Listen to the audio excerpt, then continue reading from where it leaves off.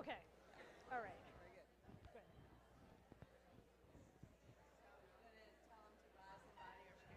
Oh, yep.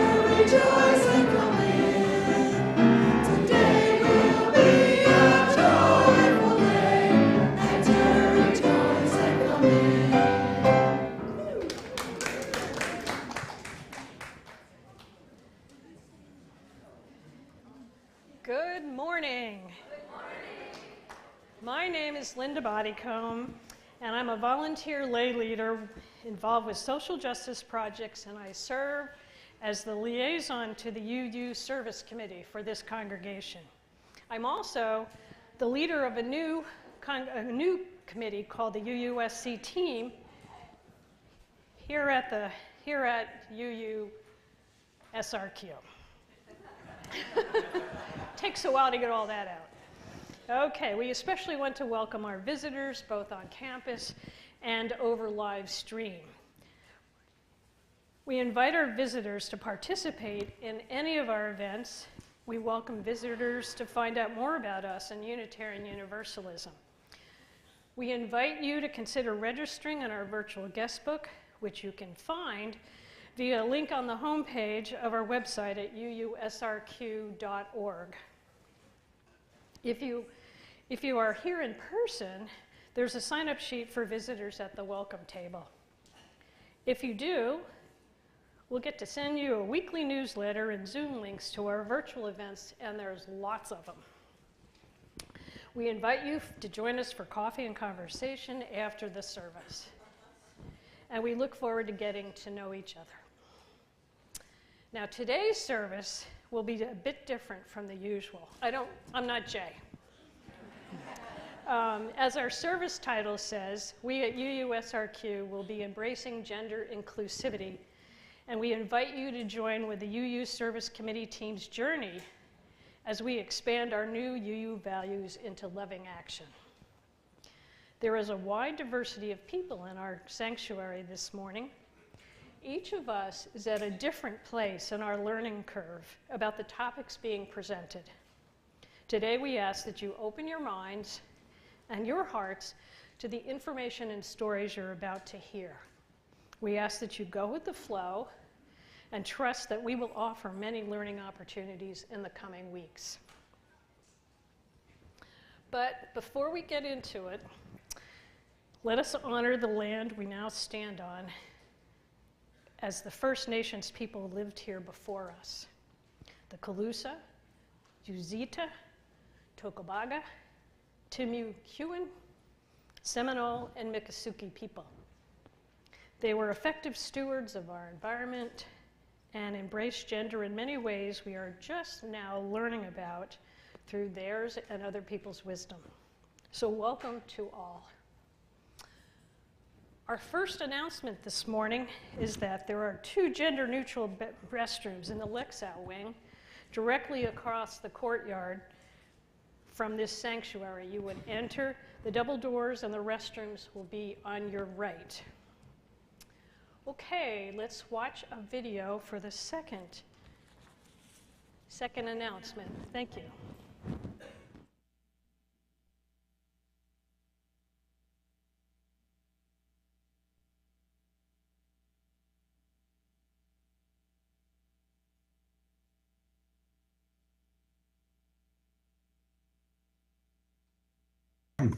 Good morning. My name is Bill Payton, and I serve on the Board of Trustees. And I hope that you are recovering from whatever traumas and disruptions Helene and Milton may have brought your way. My partner, Mary Fran Renault, and I were on a cruise in the Adriatic Sea, and we were absent for both storms. We believe if you're going to evacuate, you should go as far as you can. Mary Fran and I have long considered this beautiful sanctuary an extension of our den, of our home. So welcome into our home, sit back and relax, and let me share with you that we need your help. Outside of the stewardship drive, BidFest is our largest fundraiser and is certainly a more fun event. The basic message is that time is running out. BidFest needs your help. UUSRQ needs your help. Donations, volunteers, and ticket sales are lagging. BidFest runs on your donations and everything else follows. Tickets are just $10 and they buy you easily the best $10 meal in town. And as you know, there are deadlines, November 3rd for this, November 3rd for that, and November 10th for this other thing. So here's what you can do. Forget about the deadlines. Just do it all today. After the service, make a beeline for the BidFest table in the courtyard. Buy a ticket. Look at last year's donation booklet. What can you donate? Gift cards are an easy option. And be a volunteer. There are lots of spots where you are needed. Supporting and participating in BidFest is the most fun way you can support UUSRQ. Remember, forget the deadlines. Do it today. Support BidFest. Thank you.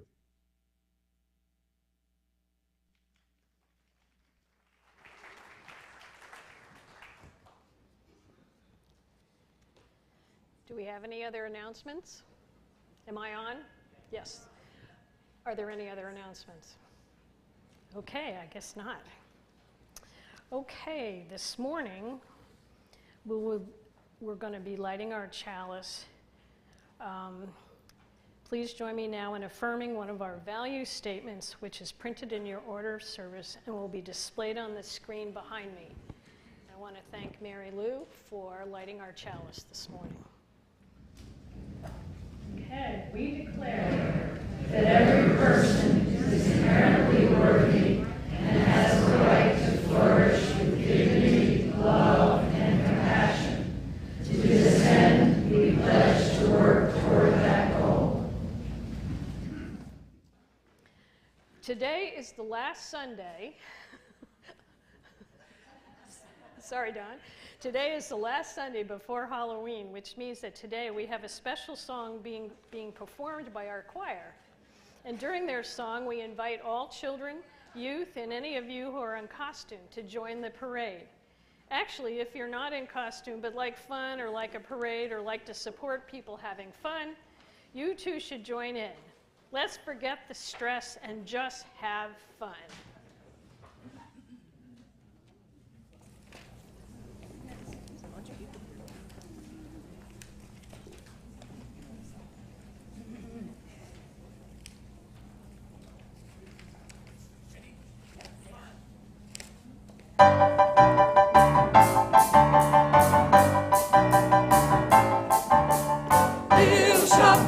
Little shop of horrors, little shop of terror.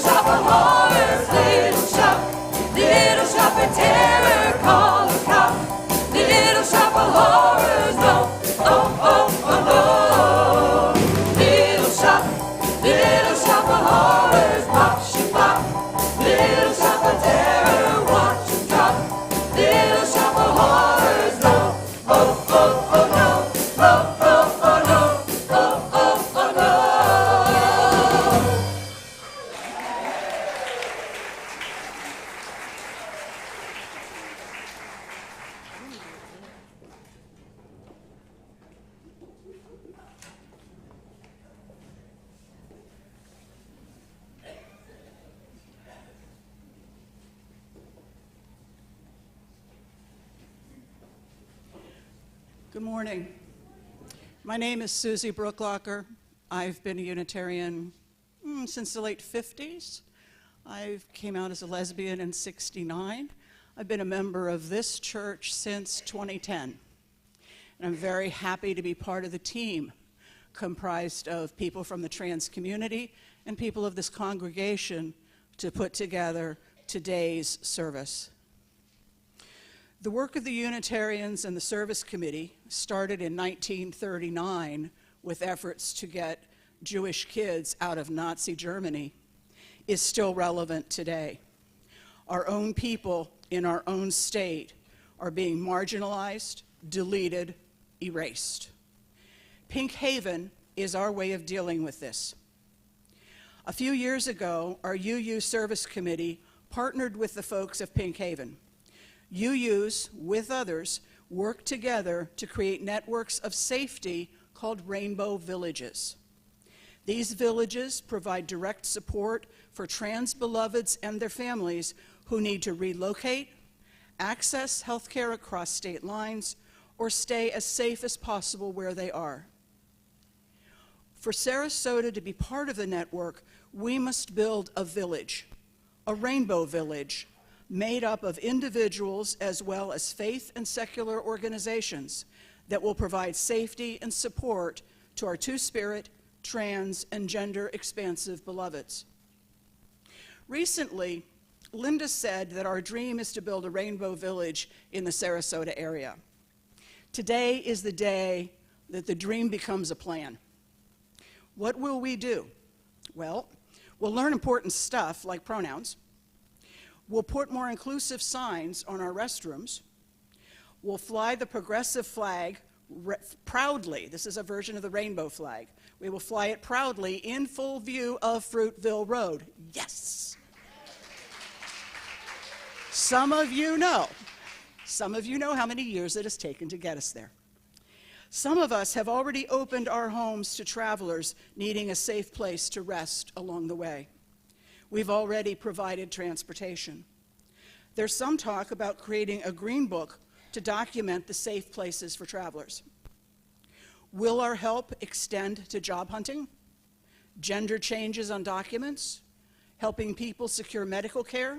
We don't know yet. We're going to start by asking our trans siblings what they need.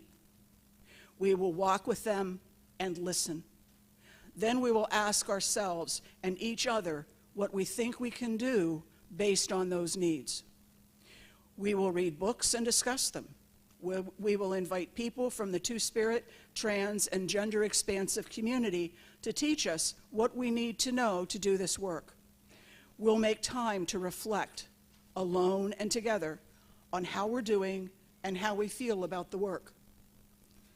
Did you know Florida used to have the second largest LGBTQ population density in the country, and also the second largest population density of transgender people?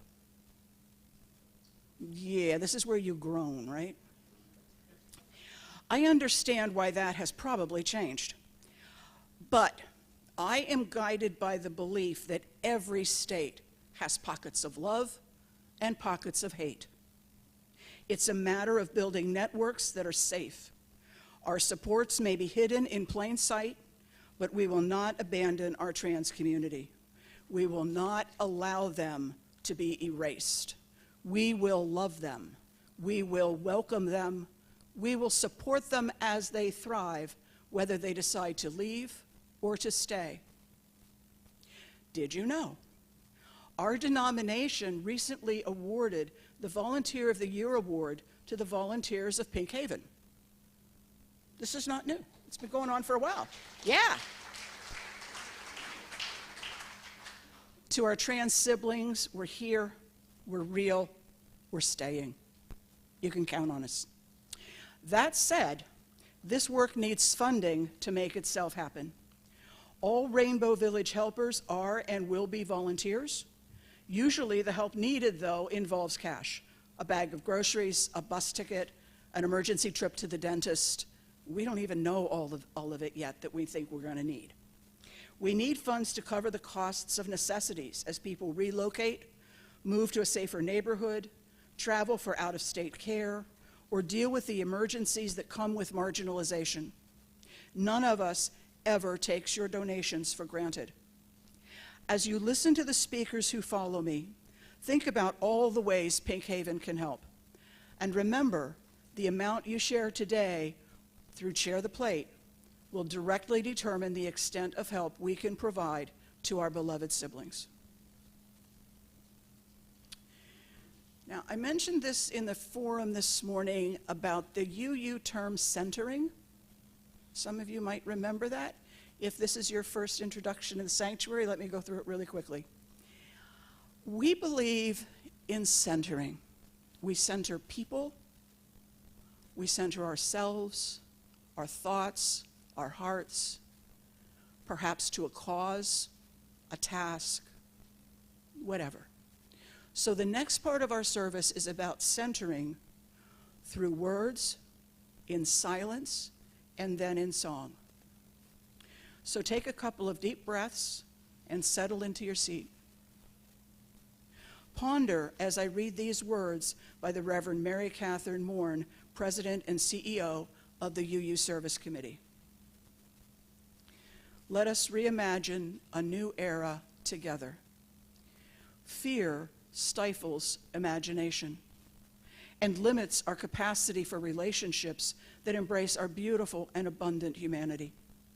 Fear creates cynical cycles of supremacy and extractive relationships with each other and our planet. Reimagining together is how we overcome fear. Reimagining together is how we build new relationships and a new era. Putting love at the center. Today, especially, we put love at the center of our work for embracing gender justice. Let us reimagine a new era together. As we go into a time of silence, let us contemplate how we would envision a new era together.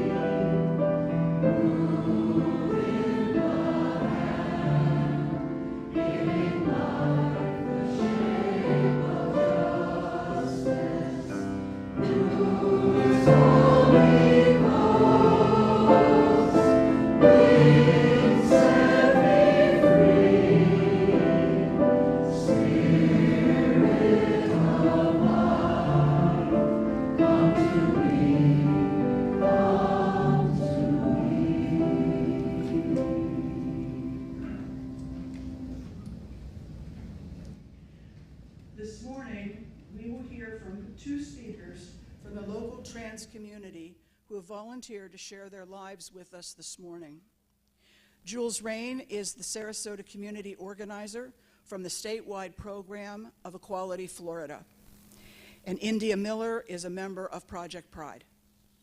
And if I may remind you, as you listen to them, think about the ways in which we could have helped them if we had known. And keeping in mind how a Rainbow Village works, how can we help from this moment forward? Jules?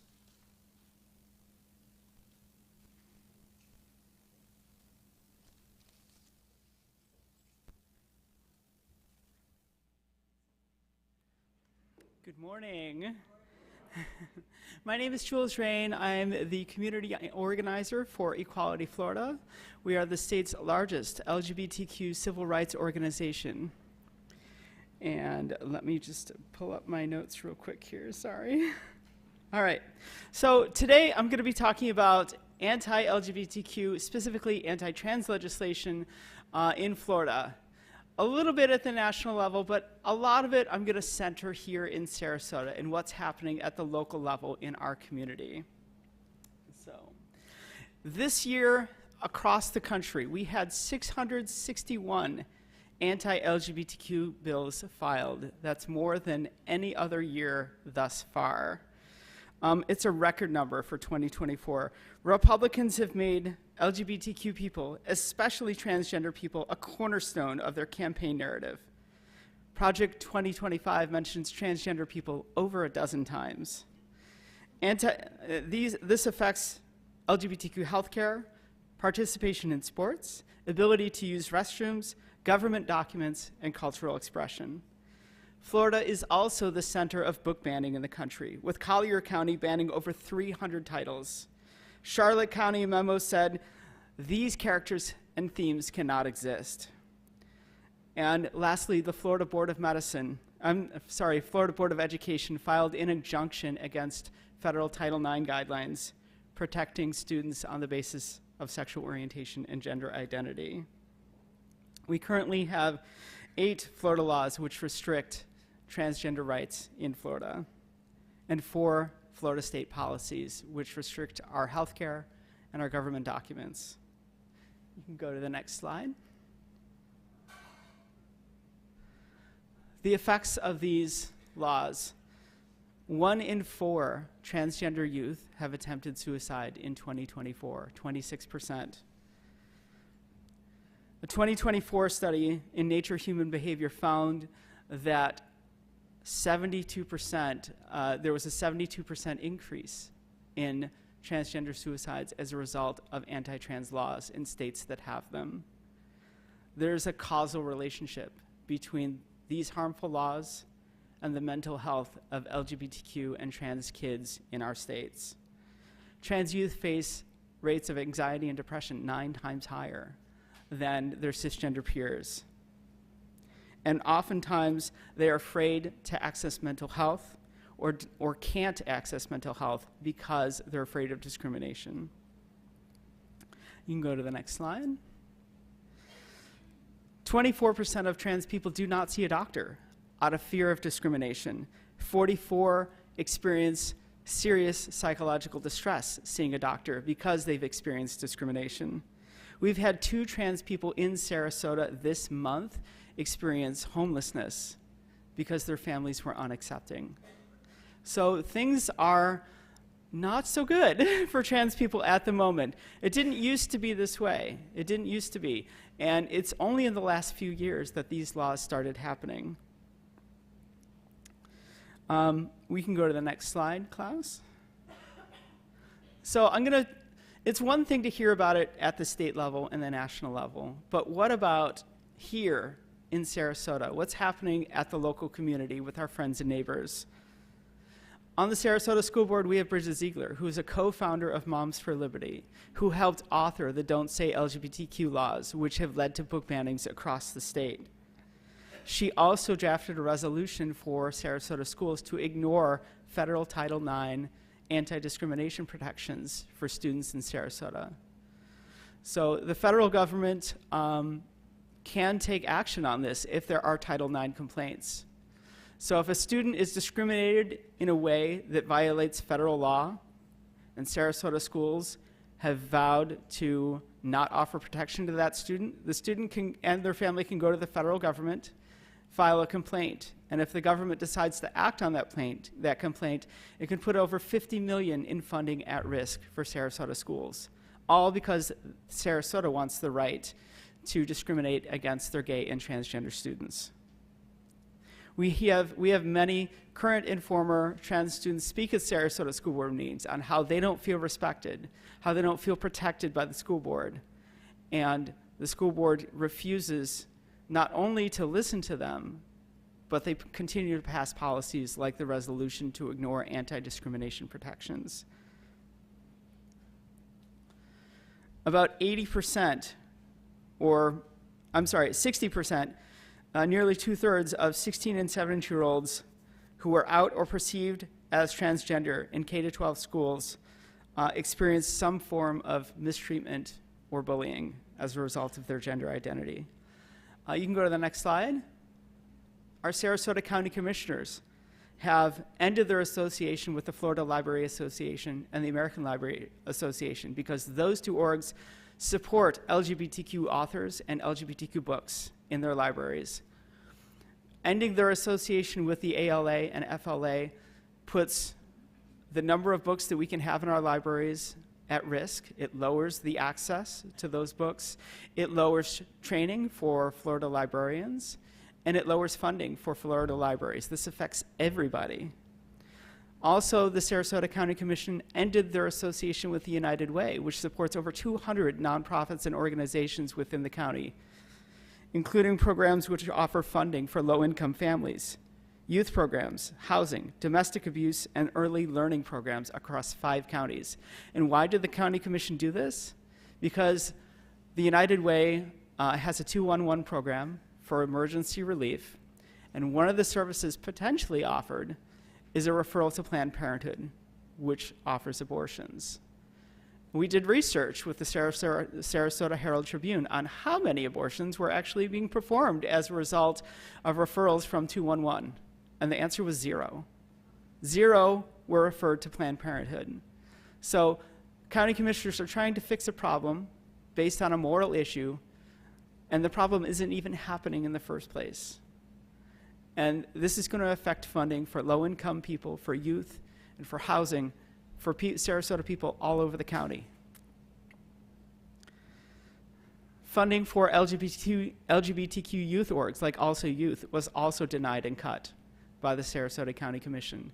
This is the only LGBTQ youth org in Sarasota, and their programs offer much-needed community and education, and they offer free therapy and psychological counseling for LGBTQ youth, and the County Commission cut their funding. You can go to the next slide. New College of Florida. As many of us know, last year, Ron DeSantis took over the college, appointed many new trustees to the board. The college ended their DEI program. They ended gender diversity studies. They ended their gender diversity major. They consequently lost about 1/3 of their professors who walked out in protest. Many of the students quit in protest. The college also closed many of their gender-neutral bathrooms just out of spite. And over 40 professors walked out. And this led to many majors not having classes to support those majors, so the majors were dropped. The college was a major source of news this past year. Fortunately, students fought back. They had their own Pride Festival for the first time in 2023, which was amazing. They've also, yes, so there is good news in all this, I promise. They also have organized protests and organized their LGBTQ youth to fight the activities that the board is doing. So there is good news. Next slide, please. One of the most heinous things the board did was close their Gender Inclusion and Gender Studies Center, the Hamilton Center. And in doing so, they threw out hundreds of books into a dumpster just because they didn't want those books on the college campus anymore. These were not paid for by public funds. These books were student curated.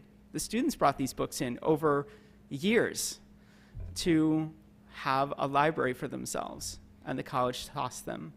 Fortunately, someone made a phone call about this, and our local social equity through education organization, Sea Alliance, came in and helped save a lot of these books from being destroyed.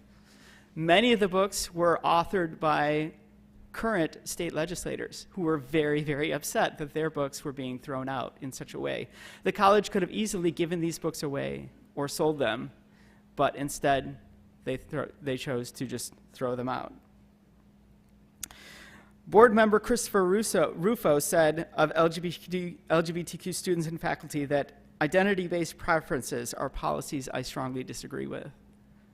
So for him, LGBTQ books, it's an identity preference, not a core part of who people are. It's not their culture that he's destroying. To him, it's just unnecessary ideology. You can go to the next slide. We've had victories, though. It's not all bad news. 70% of anti-trans, anti-LGBTQ candidates lost their elections in 2023 during the 2023 cycle. 85% of Equality Florida's endorsed pro-equality candidates won their elections in the August primary. 75% of DeSantis' candidates lost in the August primary, which is good news. They think that running on an anti-LGBTQ platform is a winning platform because conservative think tank organizations like the Heritage Foundation have told them that this is a winning strategy. But election results are showing it's not a winning strategy. In Sarasota, school board member Karen Rose ran on a strong anti-LGBTQ platform against her opponent, Liz Barker. She said Liz Barker wants men in girls' bathrooms. She wants pornography in our schools. That's not the case. And Karen Rose, who was the school board chair and incumbent, who spent millions of dollars on her own campaign, lost that election. People across the country, across Florida and in Sarasota, are tired of culture war politics. They're tired of politics being brought into their school boards, tired of political theater and culture wars when we should be talking about education. We should be talking about academic achievement. We should be talking about how we can protect our students from bullying and discrimination in schools. And this August, Sarasota voters made their voices heard by re-electing Tom Edwards, our openly gay school board member, to the Sarasota School Board, and ousting Karen Rose and electing Liz Barker. So good job for all of you. You can go to the next slide. We currently have a 6-week ban on abortion in the state of Florida. This is a huge attack on women's bodily autonomy. Most women don't even know they're pregnant at 6 weeks. So in response, Floridians Protecting Freedom, Equality Florida, and many, many others helped get Yes on 4, Amendment 4, on the ballot this year. This is going to protect a woman's right to choose up to the point of viability, and it does not change parental notification for minors who need an abortion. Parents will still need to be notified. Also, Equality Florida, my org, sued the State Board of Education over the Don't Say Gay laws and the book bans that are happening. And we got the state to dramatically reduce the scope of those laws. Now, LGBTQ books can be allowed in schools. LGBTQ students are greater protected from bullying. Gay-straight alliances are now allowed in schools. LGBTQ cultural presentations and topics can be discussed in schools, whereas before, the law was so poorly written and poorly defined that they were just throwing out anything LGBTQ. If a teacher was in a gay relationship, they couldn't even have a picture of their spouse on their desk. Now that's all changed and it's all gone away with.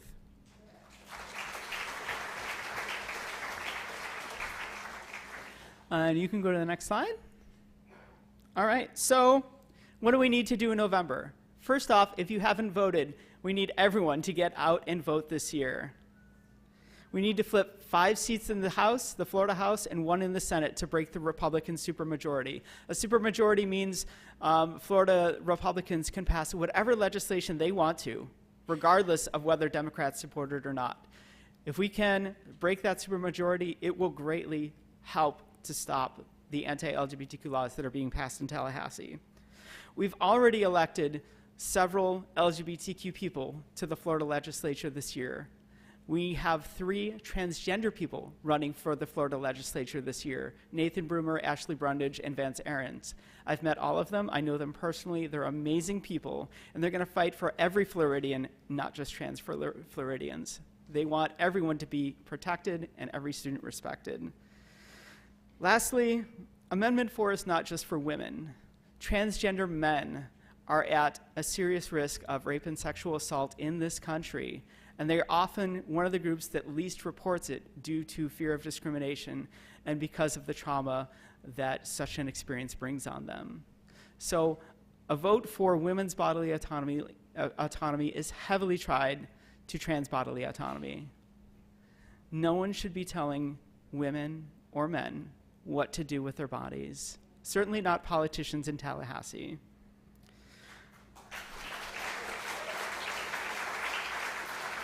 The last thing I'm going to say is that the tide is turning. They tried to pass 22 anti-LGBTQ laws this year. We stopped all of them but one. We've seen candidates who run on a strong anti-trans, anti-LGBTQ platform lose in their elections consistently last year and this year. And we're starting to see trends in the November election that will continue that. So we need everyone to get out and vote. Vote yes on 4, vote yes on 3, and please support trans people and get to know them. Thank you.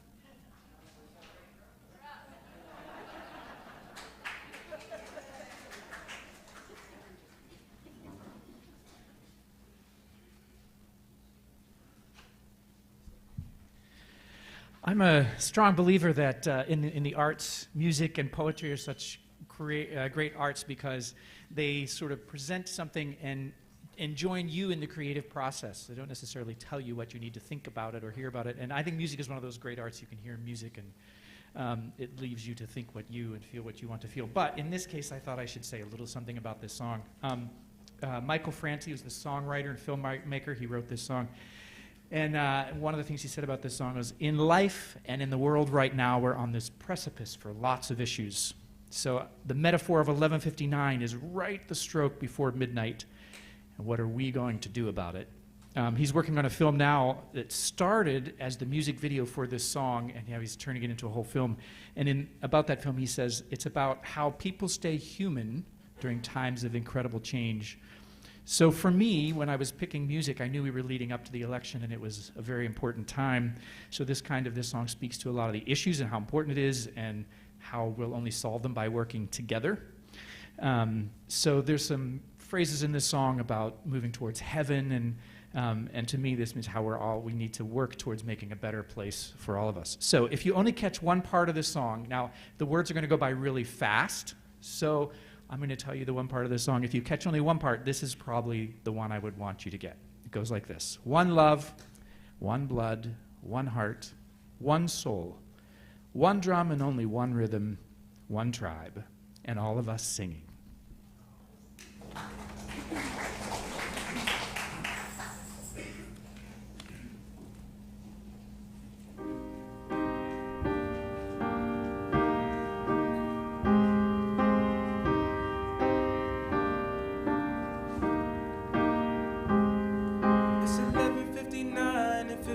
Seconds. If I'm gonna die tonight, I want heaven. With you. It's 11:59 and 59 seconds. If I'm gonna die tonight, I want heaven. With you. It was 11:59 and 59 clicks. The whole world's burning, but the clock just ticks over and over every single day. Some people steal while other people pray to God, to man, machines or whatever. Some of us just lost faith altogether. No way, they say, we can't leave this way. That's why so many people stand up and say, one love, one blood, one heart, one soul, and one drum, and only one rhythm, one tribe, and all of us singing. It's 11:59 and 59 seconds. If I'm gonna die tonight, I want heaven. With you. I wanna spend it with you. It's 11:59 and 59 seconds. If I'm gonna die tonight, I want heaven. With you. I wanna spend it with you.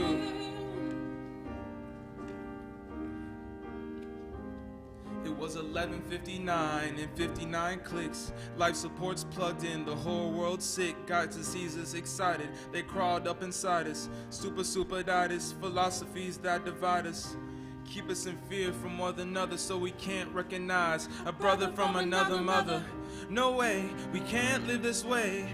That's why so many people stand up and say, one love, one blood, one sword, one soul, and one drum, and only one rhythm, one tron, and all of us singing. It's 11:59 and 59 seconds. If I'm gonna die tonight, I want heaven. Hey, hey, with you. I wanna spend it with you. 59 and 59 seconds. If I'm gonna die tonight, I want heaven. Hey, hey, with you. I wanna spend it with you.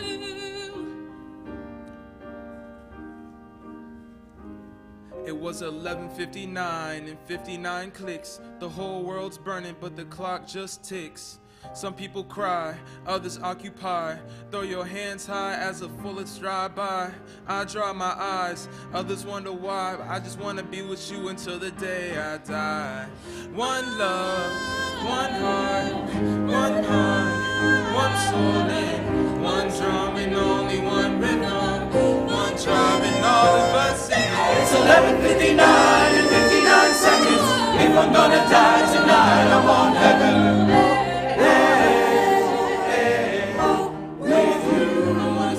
It's 11:59 and 59 seconds. If I'm gonna die tonight, I want heaven. Hey, with you. It's 11:59 and 59 seconds. If I'm gonna die tonight, I want heaven. Hey, with you. It's 11:59 and 59 seconds. If I'm gonna die tonight, I want heaven.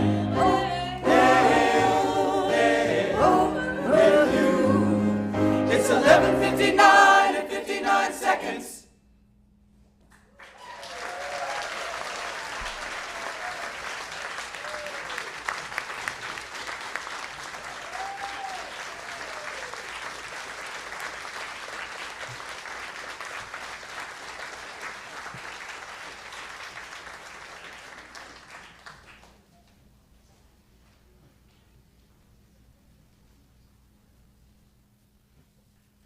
India Miller will be our next speaker. Please welcome her.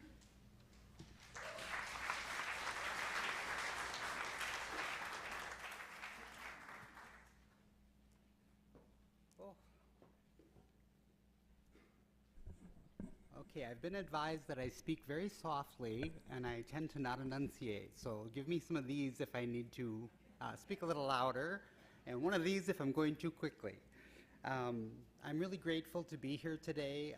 So many of my personal heroes are here in this room, from Jules and Rana Bazzini, the legend. My personal hero, Jack Machiji, who served in Afghanistan as a combat medic fighting for this country, and the Sea Alliance folks, Xander Morix and Anya Dennison, who are changing the world every single day. And all the people that work with them. So I love this congregation. I love what you stand for. I'm going to talk a little bit about my story. I jokingly call myself a transaurus because I'm so old, and I came out as transgender before the internet, which was a very different experience. And my faith journey was a big part of my coming out as well. I was born and raised Pentecostal, and I was the tender age of 14 when it came up that I was attracted to boys. And I didn't know that was a problem in our church, and boy, was it a problem. It was a huge problem, and it resulted in me, having exorcisms performed on me up here in front of the whole congregation, and them knowing, that I was attracted to a boy. And everyone laying hands on me and speaking in tongues, trying to name the demon, and it was very traumatic. And my faith had really kind of pulled me through all the difficulties in my life. I forgot to set the timer, sorry, honey.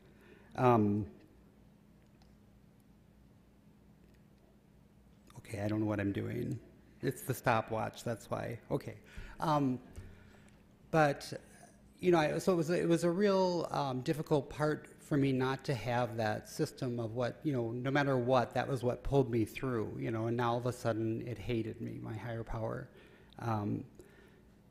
So by the time that I was in high school, I had a well-established drug and alcohol problem going on. And I graduated high school in 1986, and I ended up in treatment for the first time in 1986 as well. I didn't even realize that I might be gay. It was a time where we didn't have anyone. You know, I'd never read about a gay or a trans person. I'd never heard of one. There weren't any on television. The first time I remember hearing about someone was when it was on the news that Rock Hudson, this movie star that I didn't know very well, was dying of a disease called AIDS.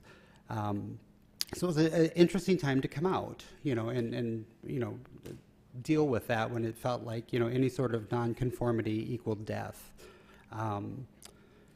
I finally found the courage at about 20 years old to try to come out as gay, and I tried a little bit, and it didn't work for me. It wasn't, you know, I was not attracted to the gay men, and they weren't attracted to me, and I had always knew that I was a girl when I was little, but I didn't really have any way to understand it. So I you know, became convinced I was schizophrenic.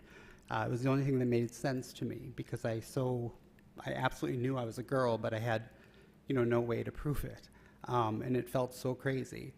I finally met a transgender woman in a bar one night, and she was talking to me, and she mentioned that, and like in a movie, it's just this giant circle of darkness just started closing in, and I'm like, oh my gosh, that is what I am. And that was followed immediately by I am so screwed. You know, I was like, you know, I know that I'm going to lose my family and my life's going to be really hard, but I didn't want to go on living without, you know, being who I was. I just couldn't stand the pain anymore. I finally found the courage to come out to my mom, and in her very misguided love and limited skill set,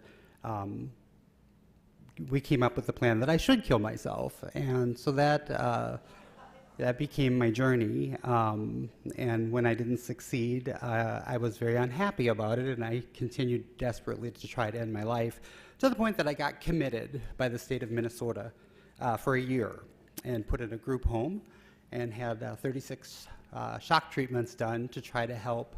And I think they might have saved my life because I was so confused. I forgot that I wanted to die. And it was there that I found the program in human sexuality at the University of Minnesota, which was there already. And through a lot of help, I figured out that I wanted to give it a try. And this week has a lot of anniversaries for me, traditionally. It was on Halloween in 1989 that I thought, this is the safest day that I can try this. And, right, I thought, if there's any day where I'm not going to get beaten up, maybe this is it. And there was a Halloween party at another group home, and I'm like, I'm going to do it. So I had to come up with a name, and I was on this spiritual quest and thought of India. That's a lie. It was a soap opera character, and she was pretty. So I chose the name India, and my journey began. And back then, you had to live full-time as a woman for a year before you got any hormone support. And so that was hard. But I did it, and grateful that I did. And my family did disown me. I didn't see them for 8 years. And I lived as a woman and went on to have a career begin. But I couldn't stay away from the drugs and alcohol, so it was a tough thing. Everyone I knew died of AIDS back then. If you were in the LGBT community, hundreds of people a year. It was terrible. And the person closest to me in my life passed away from it unexpectedly, had been doing very well.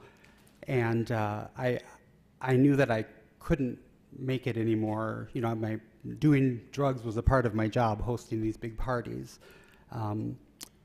And I decided to go to treatment, and I decided I needed my family to get through what I was going through. I had to change careers, and so I transitioned back to looking like a guy. Which was very difficult. I didn't stop feeling like a woman. It just, you know, the pain had been so great.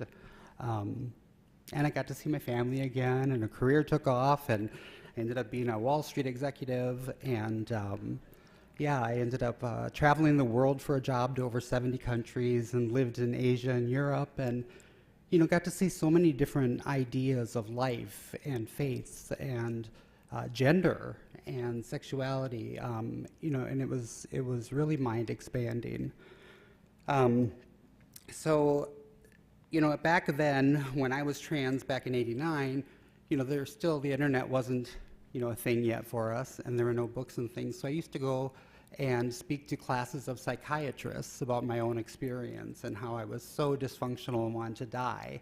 But when I was allowed to just have the hormones and live as my authentic self, everything miraculously was better. So I guess I was doing advocacy without, saying I was an advocate, even then. And I was doing, articles in newspapers and things from the get-go, but never really identified as an advocate. I can remember an article that was published when I was 24, and I was living in Minnesota, and they called me Lady Liberty of the Minneapolis Harbor, holding my torch high for the rights of everyone. And I thought, well, that's a lot, right? I'm just like 2 years out of the psych ward. So let's just, but I never imagined in this time, and all these years later, that, there would still be that need for people like Jules, people like Jack, people like the people from Sea Alliance and the people from this congregation to still hold that torch, high for everyone. So I was living as a guy. I would want to be a girl, and at times I would have periods of sobriety, and then my gender stuff would just become too large, and I would relapse, and I would dress as a girl in private, and just that would come up. My life would kind of crumble, and I would pick myself back up again and go back out as a boy. And that happened like 4 or 5 times. In 2013, I had a major gender dysphoric time in my life, and I lost my job because I was doing drugs, and I was in that relapse. And I ran an ad on Craigslist looking for a roommate and identified myself as transgender. And a gentleman responded right away and asked me to come pick him up so he could look at it. And I did, and that was in September of 2015. And it turned out he was a serial killer that was killing transgender women. So, yeah, so that was life-altering. And I sought treatment for my drug problem 2 days later. And I tried to stay in my house where it happened for 3 years. But I had been, tortured there for 6 hours and had to fight for my life. And when Jules spoke earlier about so many transgender cases of violence, never really get even on the record. I had a male name. I will tell you, the police, other than informing me about the other 2 women, that were, this happened to in that town, I never heard from them again. So I'm not sure that any investigation really happened. And I had his picture and his phone number and his email and stuff. He's never been caught, but they think he was from somewhere else. But, oh, 1 minute. Okay, well, there we go. So I live with that PTSD a lot. And I moved to Wisconsin, took care of my parents until they passed. I stopped watching TV. I didn't read the news because that's how I kept my sanity. And rented a house down here to bring my mom to for the winter, and she passed, and I ended up coming down here having no idea that this was the home of Bridget Ziegler, or there was a Bridget Ziegler. And I volunteered to paint a bathroom at the Sea Alliance and met these kids, and it changed my life, and met Jules and everyone through this. I'm in recovery here, and I went to a meeting, a 12-step meeting, and for the first time in my life, somebody confronted me at a meeting and told me to kill yourself, you effing faggot. And so that was shocking, but we started a LGBT and allies group for that 12-step program, and it's one of the most successful meetings in town already a year later. And It's shocking to me that I live in this place where I can't get the hormones that a 56-year-old woman who's been taking them since 1989 should be able to get for my medical condition, which is like any other medical condition, right? But the politicians have decided they know better than the American Medical Association. So in 2023, I fell in love for the first time in my life with a trans man who was just transitioning. So I came out the year he was born. And it's this fine young gentleman over here. Yes. And he does have a combat medic badge from saving lives in Afghanistan of other soldiers while he was being fired at. And when he comes to the school board to try to talk to people, he's required by law to use the women's restroom. I'm required by law to use the men's restroom with some of the Proud Boys that have shown up in there. And Jules said, you know, we can get a year in prison. And that would be men's prison for me. So here we are in Florida. I'm doing a great job of managing my PTSD. I have a loving partner that understands it. We do have problems, you know, even at the emergency room here in town. And Jack has given me permission to talk about this, but he was forced to swab his own vagina while sitting in a chair with no gloves or anything. We were treated so poorly. And this is a man who fought for our country and can't hardly even stand to look at the American flag because it's so associated with the people that are tormenting us today. So last thought is, everything you went through to prepare for the hurricane, am I over-preparing? Am I not? You know, am I being reactive? Am I being too responsive? We go through that every single day here. Should we stay here and fight? You know, did the Jews who fought in Nazi, the advocates, did they die at the end? You know, so I think it's relatable to look through that experience. And I'm really sad to say that just yesterday we discovered somebody tried to break in my back door. It's unnerving, and I'm going to go stay at my partner's, but I don't know what that means for if I will be comfortable in my house. You know, it's a difficult time. I'm so grateful for an organization like Pink Haven that can get us out of here if we need to, that has houses we can hide in. It's just, you know, again, like that hurricane prep. Am I overreacting? You know, at what point, you know, do you know to act? And it's just kind of that on top of the hurricanes gets to be a lot. So thank you for letting me be here. I'm not known for brevity. Yeah, so thank you very much.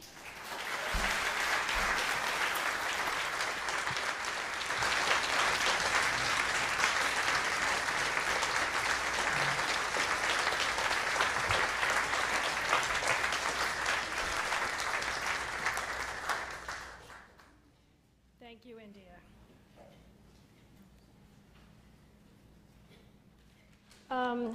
Our next, we're going to be going into our offertory, and I have a few words to say about the offertory. This month's Share the Plate will be shared equally between Pink Haven and our own Rainbow Village. We have created a restricted fund with the Social Justice Committee's accounting system that will be managed by Julie Leach. Funds will go directly to support those in need, who we call passengers. Please be as generous as you can. For those online or for those here on your cell phone, there is a link to donate in the description of the YouTube video or on our website right under the description of today's service. Let this sacred time begin.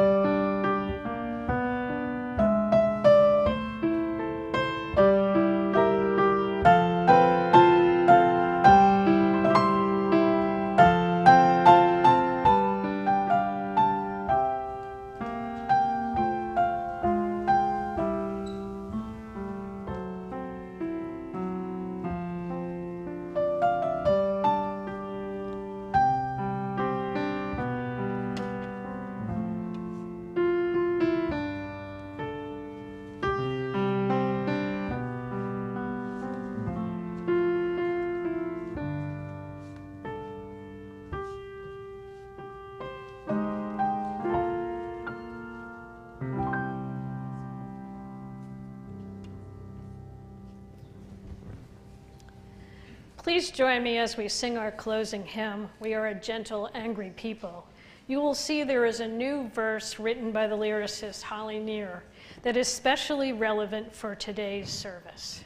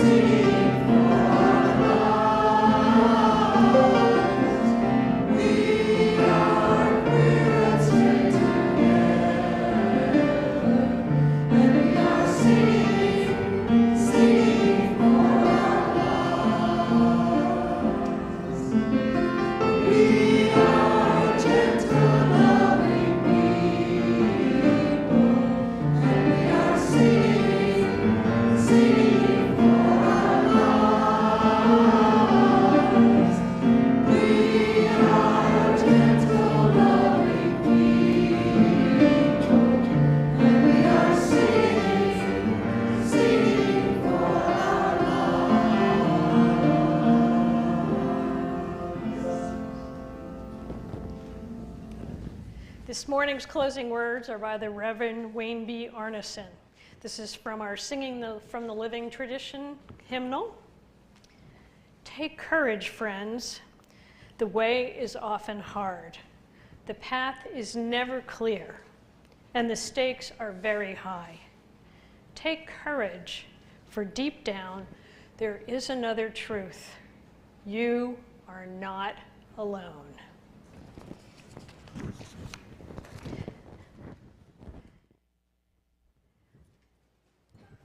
Please join me as we extinguish this flame, but not the light of truth, the warmth of unity,